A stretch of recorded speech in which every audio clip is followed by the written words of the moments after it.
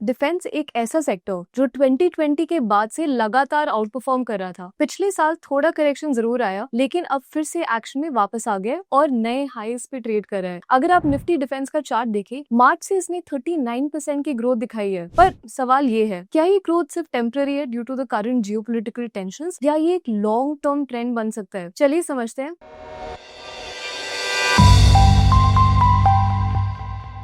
Hi everyone, मैं हूं आपकी होस्ट अरुणिमा एंड आज हम बात करेंगे डिफेंस सेक्टर के बारे में। चलिए इस रैली को दो एस्पेक्ट्स में समझते हैं। सबसे पहला एस्पेक्ट, मैक्रो चेंजेस। पहला point of macro changes, production. थोड़ा कॉन्टेक्स्ट दे दूं तो इंडिया आज दुनिया का 4th लार्जेस्ट डिफेंस स्पेंडर है और अब यहाँ प्रोक्योरमेंट प्रोसेस में एक मेजर ट्रांसफॉर्मेशन हुआ है। जो प्रोसेस पहले 2 साल तक डिले करता था, वो अब स्ट्रीमलाइन होकर सिर्फ 6 महीने में क्लियर हो रहा है। इसके साथ एक और बड़ा शिफ्ट ये आया है कि डोमेस्टिक प्रोक्योरमेंट का शेयर 54% से बढ़कर 75% तक पहुंच गया है। डीआरडीओ चीफ का कहना है कि अगले 4 से 5 सालों में इंडिया 90% ऑफ डिफेंस प्रोडक्शन में सेल्फ रिलायंट बनने का प्लान है। FY25 में मिनिस्ट्री ऑफ डिफेंस ने 2.1 लाख करोड़ रुपीस के 193 कॉन्ट्रैक्ट साइन किए, जो अब तक का highest ever annual defence procurement है। सरप्राइजिंगली सिर्फ लास्ट 2 महीने में ही 1 लाख करोड़ रुपए के ऑर्डर्स फाइनलाइज हुए। इसके साथ पॉलिसी लेवल पर भी इनोवेशन काफी स्ट्रॉन्ग रहा है। सामर्थ्य और आईडेक्स जैसे इनिशिएटिव्स ने डिफेंस इनोवेशन को फ्यूल किया है और मार्च 2025 तक 145 MA की प्रोजेक्ट्स इनिशिएट हो चुके हैं, जिनमें 171 इंडस्ट्रीज एक्टिवली इन्वॉल्व है। अब डिफेंस जैसे R&D हैवी फील्ड में एडवांसमेंट्स भी अग्रेसिवली दिख रही है। एग्जाम्पल से समझाती हूँ, जैसे मल्टी स्पेक्ट्रल कैमोफ्लेज नेट्स जो मॉडर्न सर्वेलेंस से कंसीलमेंट देते हैं, और 10 AI वेपन सिस्टम, एक advanced AI battlefield control solution. दूसरा पॉइंट,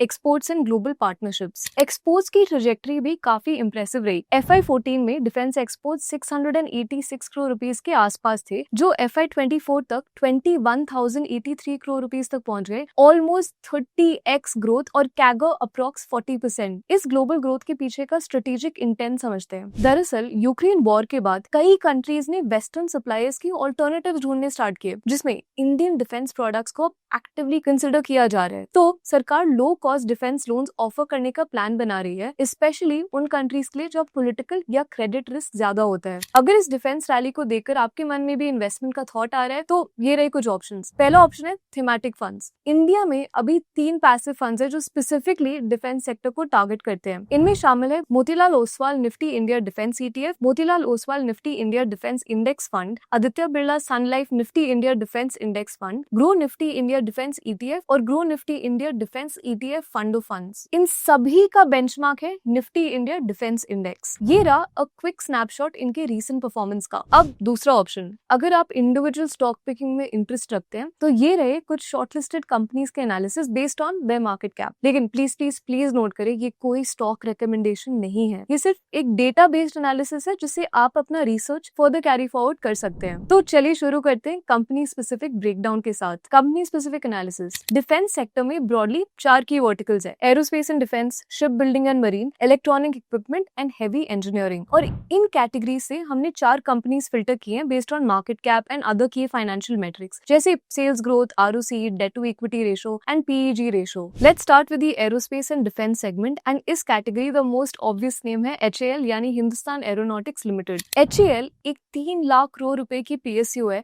और आज इंडिया की top 10 most valuable public sector companies में शामिल है विद महारत्न स्टेटस। अब डिफेंस कंपनीज के एनालिसिस में इन्वेस्टर्स को सुख मिलता है ऑर्डर बुक से। FY25 में order book 1.84 lakh crore rupees तक पहुंच गया, जो पिछले ईयर के 94,000 करोड़ रुपीस से ऑलमोस्ट 2x है। इसमें से बिगेस्ट चंक 62,777 करोड़ रुपीस का contract for 156 light combat helicopters LCH Prachand, ये इंडिया का अब तक का लार्जेस्ट डिफेंस कॉन्ट्रैक्ट है। Book to bill ratio 5x है। इसका मतलब है कि कंपनी का ऑर्डर बुक उसके एनुअल रेवेन्यू से 5 टाइम्स ज्यादा है और अगले 6 महीनों में ही 1.33 लाख करोड़ रुपीस के नए ऑर्डर्स एक्सपेक्टेड है, इंक्लूडिंग 97 LCA MK1A एयरक्राफ्ट्स। इसके साथ अगर आप वैल्यूएशन का ट्रेंड भी देखो तो HAL का वैल्यूएशन पहले PE अराउंड 48 तक था, लेकिन जुलाई 2024 के मोमेंटम के बाद ये अब थोड़ा कूल डाउन हो चुका है 34.2, way below the industry average of 79.7। अगला नाम है इलेक्ट्रॉनिक सेगमेंट का लीडर भारत इलेक्ट्रॉनिक लिमिटेड या BEL। FY25 में BEL का प्रोविजनल टर्नओवर 23,000 करोड़ रुपीस था, जो पिछले पिछले साल से 16% हायर था and it's highest ever. BEL के पास 71,650 करोड़ रुपीस का ऑर्डर बुक है, 3 times order book to revenue ratio. Company 40,000 crore rupees के फ्रेश ऑर्डर्स भी एक्सपेक्ट करिए FY26 में, इंक्लूडिंग की supplies to the army and navy. साथ ही BEL indigenous covered system develop कर रहा है और Q3 FY26 तक इंडियन रेलवे से क्लियरेंस मिलने की एक्सपेक्टेशंस है। BEL अपना डिफेंस बेस डाइवर्सिफाई करके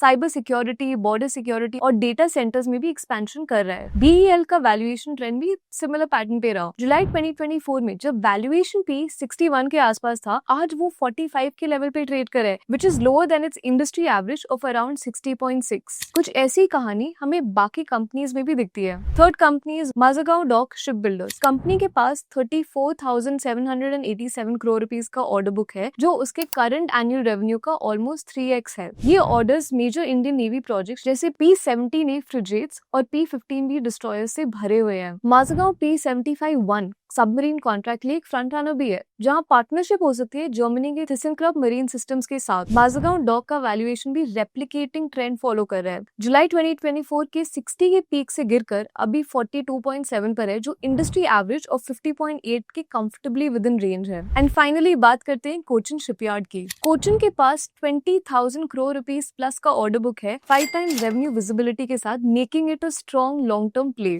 इसका पीए भी ऑलमोस्ट हाफ हो चुका है, P90 से गिर के 45 के करीब आ गया है सिंस जुलाई 2024 पीक। इसके साथ we come to an end to the video. एक बार फिर जेंटल रिमाइंडर, ये कोई स्टॉक या फंड रिकमेंडेशन नहीं है, अपना रिसर्च खुद जरूर करिए बिफोर इन्वेस्टिंग। कमेंट्स में बताइए कि आपका फेवरेट डिफेंस स्टॉक कौन सा है एंड क्या आप ETF प्रेफर करते हैं या individual picks. Until next time, keep growing.